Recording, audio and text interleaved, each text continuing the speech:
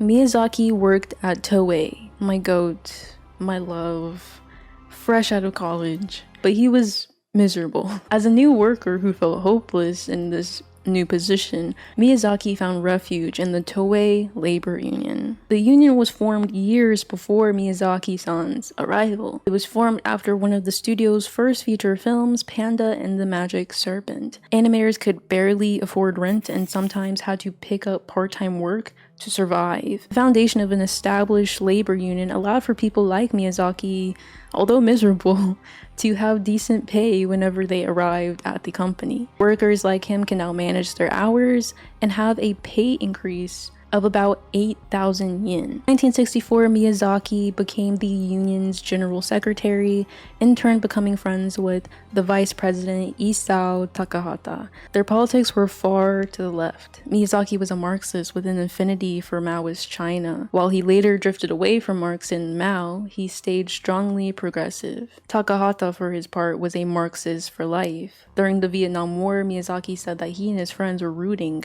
for the Viet Cong. Miyazaki was a big Marx reader when he was young, so like not very surprising. So Vincent was not exaggerating whenever he said Miyazaki was a Marx reader at all, which only proves my thesis for anime is political. It really wasn't until learning about Miyazaki's past that I started to connect why a lot of famous mangakas are leftist. They were brought up in very close proximity to this massive labor movement and the popularity of left populism, which explains why Tezuka, Otomo, and everyone else I mentioned in that video are so progressive.